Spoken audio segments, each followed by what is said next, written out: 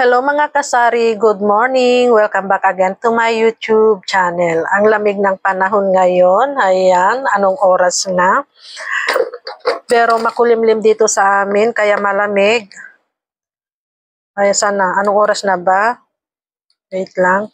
Ayan mga kapakasari, 11:06 na ng umaga. Ayan. So, kaya ako ay nagdamit ng itim kasi sabi nila ang itim daw ay mainit sa katawan. So, for today's video, ang gusto kong itopic naman sa inyo ngayon is about sa GCash at saka yung paglo-load. So, bali ako ay naglo-load ng TM Globe Smart at saka TNT at dito. So, ngayon mga kasari, ang kadalasan kong ginagamit ay itong keypad. Ito yon yung ginagamit kong naglo-load.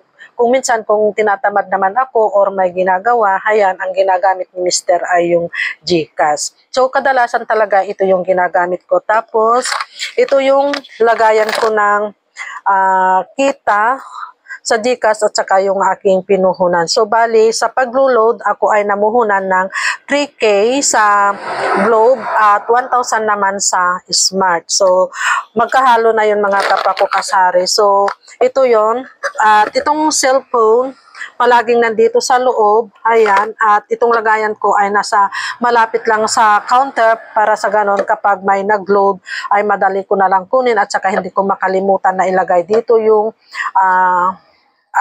bayad ng load at saka yung kita ng load. Ayan, talagang naka-separate siya. Ito yon. So, ngayon, ito namang GCash, kung paano namin namomonitor yung yung puhunan at saka yung kita. Ito naman yung lagayan namin. So, na-vlog ko na yata dati ito na yung GCash, yung puhunan namin sa GCash at kita ng GCash ay nasa Mahiwagang Arinola. Ito yung mga kapako kasari. Noong wala si Mr. Ayan, bali ako ay namuhunan sa GCash ng 50K. Ayan, dito talaga yan nakalagay. So, tuwing gabi ito ay ipinapasok ko sa loob, sa kwarto namin, tapos doon ako nagbibilang kung magkano yung aking kinita. Ayan, pero napapansin ko ay parang kulang. Kulang yung, yung puhunan. So, ganun ang aking ginagawa, araw-araw or gabi-gabi na ganun ang aking ginagawa. Pero napapansin ko para yung puhunan kong 50K ay parang kulang.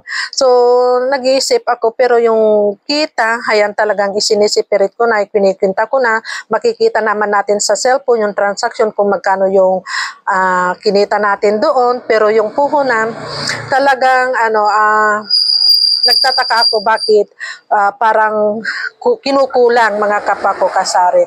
So ngayon, nung talagang nag-stay na dito si Mr. siya nang nag-manage ng aming GCash, talagang ipinaubaya ko na sa kanya. So ganito yung naisip niyang technique kung paano niya i-monitor yung puhunan namin sa GCash at saka yung kita namin sa GCash. So nagsimula siya noong saan na ba ito? Ganito yung ginawa niya mga kapakos kasari. Ayan, wait lang, hindi nilaan ko talaga. Ayan, so ganito siya, pero magsimula na lang tayo dito sa January. Ang dami na niyang ginawa, talagang namomonitor niya kung magkano yung hindi nakukulangan yung puhunan namin mga kapako kasari. So, ito yun, January.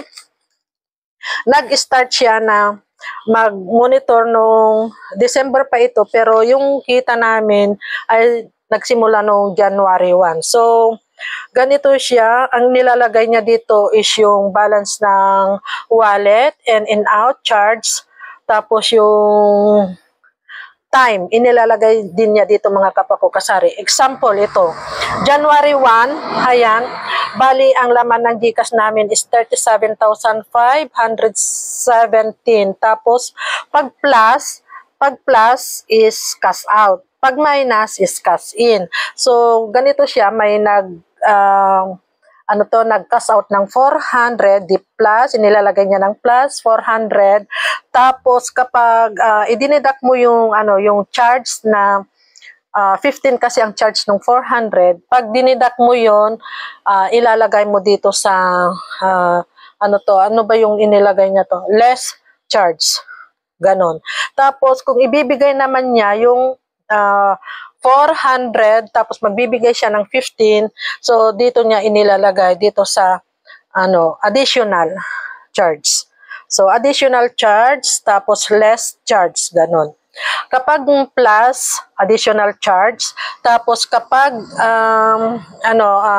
idinidak mo yung charge, so doon sa less charge. Ganun yung ginagawa niya mga kapakukasari. Totoo naman, makikita mo talaga yung tapos inaano niya kung yung balance, yung mga lumabas, pumasok, talagang namumonitor niya mga kapakukasari. So ngayon, sa akin naman, so tuwing gabi, ang ginagawa ko naman, tinototal ko yung kita ng in and out.